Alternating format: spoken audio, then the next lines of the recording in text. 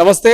Parliament ఎన్నికల వేళ గత 15 రోజుల నుంచి కూడా ఏదైతే కాంగ్రెస్ పార్టీలో ఉన్నటువంటి కొంతమంది సీనియర్ నాయకులు ఏదైతే మోత్కుపల్లి నరసింహ గారు కావచ్చు, లేకపోతే మందకృష్ణ మాదిగ కావచ్చు, కాంగ్రెస్ పార్టీలో ఉన్నటువంటి మాదిగలకు అన్యాయం జరుగుతున్నది, పార్లమెంట్ ఎన్నికల్లో మాదిగలకు న్యాయం చేయాలి, సీట్లు ఇవ్వాలంటూ కూడా గత కొన్ని రోజుల నుంచి ఫైట్ చేస్తున్నటువంటి సందర్భం మనం చూసాం. మోత్కుపల్లి దీక్షలు చేపట్టిరు, ఇక హాస్పిటల్ పాలైన కూడా అయినారు.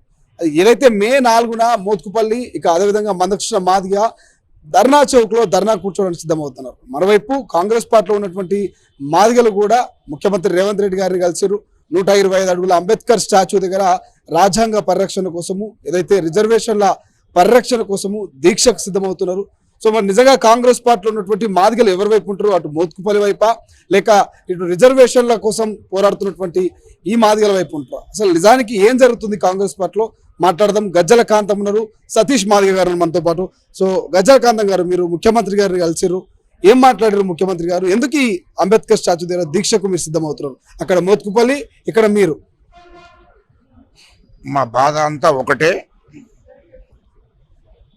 డాక్టర్ బాబాసాహెబ్ అంబేద్కర్ రాసినటువంటి రాజ్యాంగాన్ని కాపాడుకోవాలి, అది మా లక్ష్యం.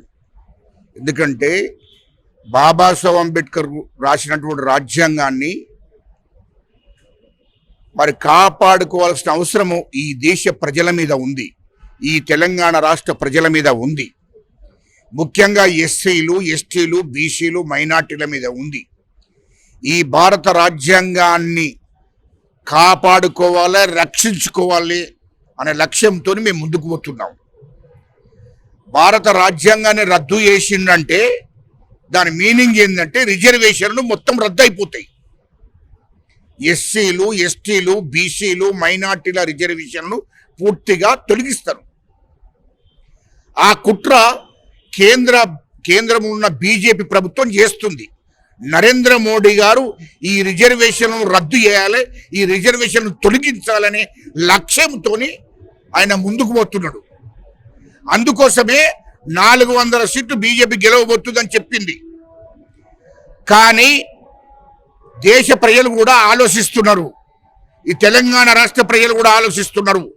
ఖచ్చితంగా భారత రాజ్యాంగాన్ని కాపాడుకోవాల్సిన అవసరం ఉంది కాబట్టి ఈ రిజర్వేషన్లను కాపాడుకోవాల్సిన అవసరం ఉంది. కాబట్టి ఇలా మా ముఖ్యమంత్రి రేవంత్ రెడ్డి గారిని కలిసినప్పుడు, అయ్యా ఖచ్చితంగా దేశంలో కాంగ్రెస్ పార్టీ అధికారంలోకి వస్తే ఈ యొక్క రిజర్వేషన్లను కాపాడుకోవాల్సిన అవసరం మాకుంది, మేము దీక్ష పడతాము.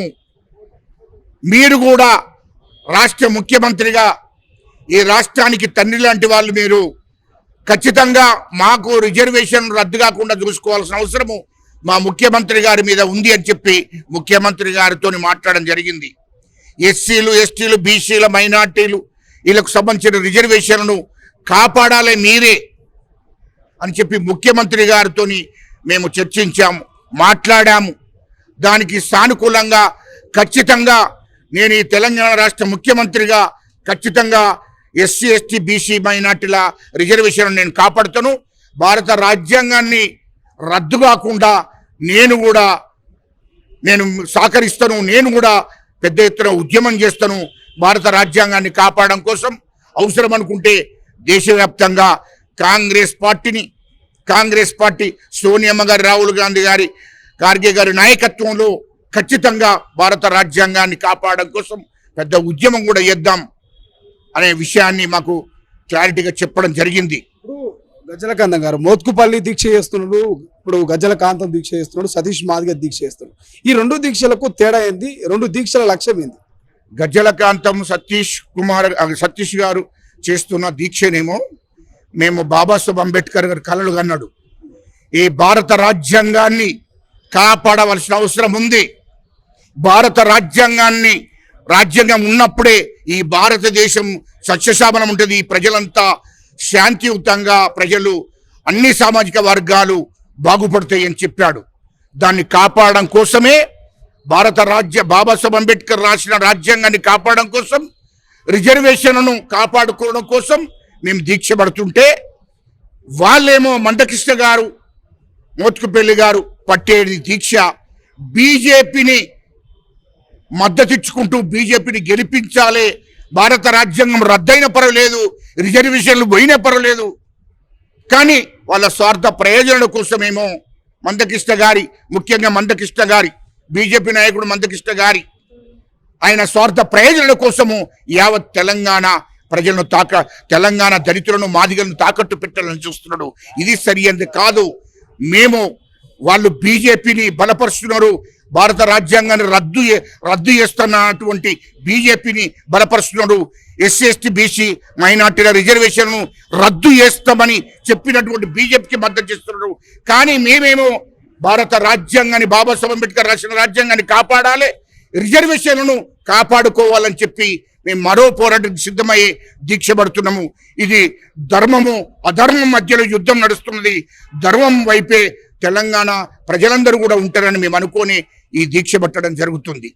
ఒకసారి సతీష్ మాదిగ గారు మీరు చెప్పండి, మీకేమనిపిస్తుంది? నిజంగా మోత్కుపల్లి దీక్షలో న్యాయం ఉన్నది అనిపిస్తున్నదా? ఎందుకంటే మాదిగ జాతి కోసము, ఆ జాతి అభివృద్ధి కోసము, సమతుల్యం కోసము పోరాటం చేస్తా అంటున్నారు. ఎట్లా చూస్తారు?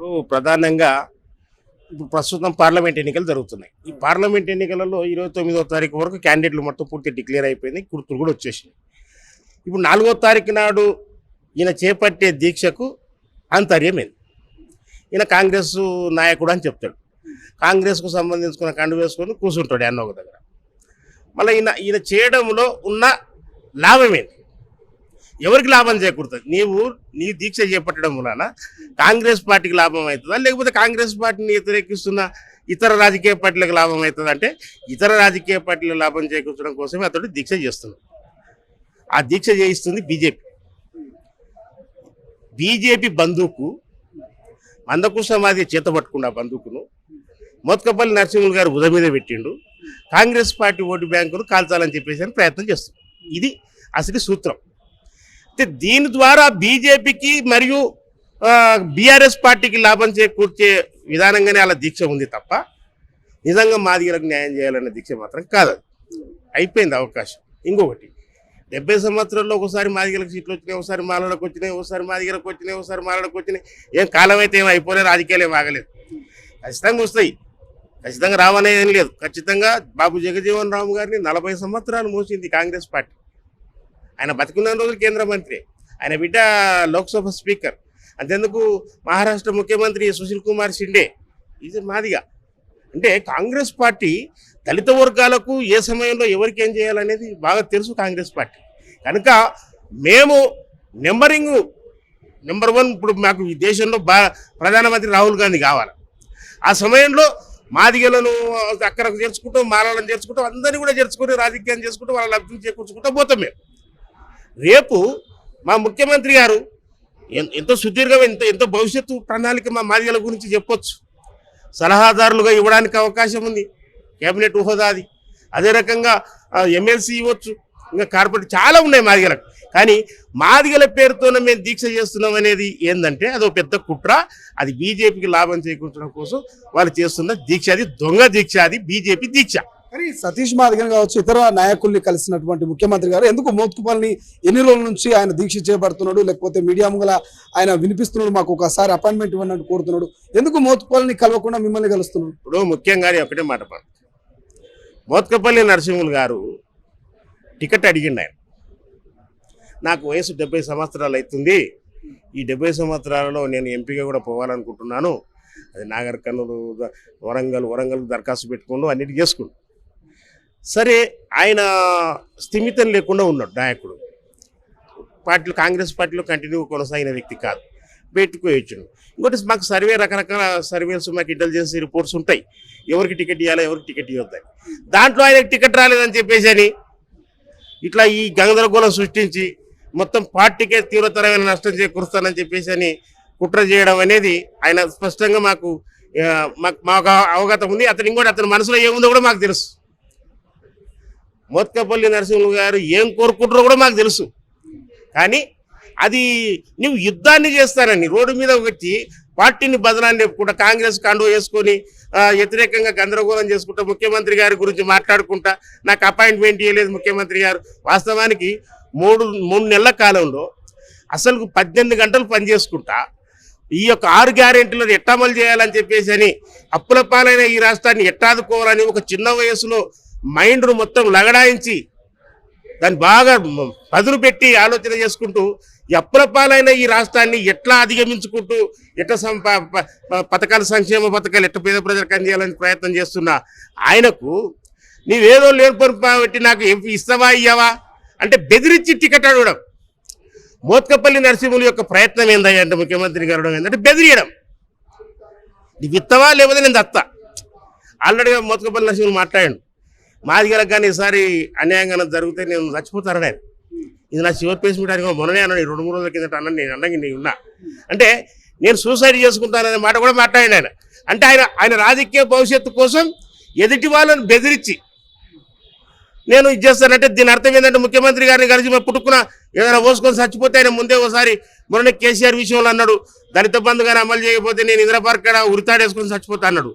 మరి ఏదైనా చేస్తే అగాయిత్యం కొత్తగానే యువకుడు నవయువకుడు మొన్ననే ఒక దుష్టపాలన అంతమొందించి రాష్ట్రానికి ముఖ్యమంత్రి అయ్యిండు. ఈ రాష్ట్రాన్ని ఆదుకోవాలని చెప్పి తండాడుతున్నాడు. ఆ సమయంలో ఈ మోత్కపల్లి నరసింహ లాంటి వ్యక్తి పోయి నాకు ఇది ఇయ్యలేదు కనుక ఏదైనా ఒకటి చేసుకుందంటే అది యావత్తు సమాజానికి ఒక బ్యాడ్ మెసేజ్ ఇచ్చే పరిస్థితి ఉంది. కనుక నేను కలిసిన ఒకటే కలవకున్న ఒకటే మహానుభావ ఈయనతో ఎందుకు వచ్చిన పని చేయదని చెప్పేసి ఆయన అనుకుంటే ఆయన ఇంకోటి అపాయింట్మెంట్ పెట్టుకున్నది కూడా లేదు. ఆయన ఇంటికాడికి రాలే. ప్రతి సామాన్య వ్యక్తిని కలుస్తున్నాడు ఆయన అతని ఇంటి దగ్గర. ఆయన వచ్చిండు అతని ఇంటి దగ్గరికి రాలే కదా ముఖ్యమంత్రి ఆయన. ఇప్పుడు ఆయనకు ఎంతో సెక్యూరిటీ ఉంటుంది కనుక సెక్రటేరియట్కి పోయినా నేను అని చెప్పేసి అని అన్నాడు. ఎవరు మోత్కపల్లి సెక్రటేరియట్ పోయి కూర్చున్నా నేను కూర్చుందంటే కుదరదు. ఆఫీసర్స్ మీటింగ్స్ నిమిషం మీటింగ్స్. నువ్వు మోత్కపల్లి నరసింహులుగా మాజీ మంత్రి ఉండొచ్చు, రాజకీయ అనుభవం ఉండొచ్చు, కానీ నీవు కలుస్తున్న సమయం సరి అయింది కాకపోవచ్చు.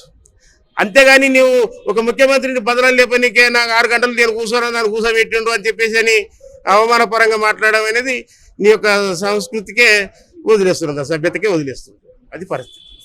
Thank you so much. ఇది మొత్తం మీద మాదిగా సామాజిక వర్గానికి సంబంధించిన నాయకులు కొంతమంది ఏమో రాజ్యాంగ పరిరక్షణ ఏదైతే రిజర్వేషన్ కాపాడుకోనికి 125 అడుగుల అంబేద్కర్ స్టాచ్యూ దగ్గర దీక్ష కూర్చోబోతుంటే మరోవైపు ఏమో మోత్కుపల్లి కావచ్చు, ఇటు మందకృష్ణ మాదిగనేమో కాంగ్రెస్ లో ఉన్నటువంటి మాదిగలకు అన్యాయం జరిగింది, న్యాయం చేయాలంటూ వాళ్ళు ఇందిరా పార్క్ ఏదైతే ధర్నా చౌక్ వద్ద దీక్ష కూర్చుంటున్నారు. సో చూద్దాం ఏం జరగబోతుంది, మరి ఈ యొక్క మాదిగల పోరు ఎక్కడి దాకా వెళ్తుంది, ఏం జరగబోతుంది అనేది. కెమెరా పర్సన్ అజర్తో శ్రీశైలం, తొలి వెలుగు, హైదరాబాద్.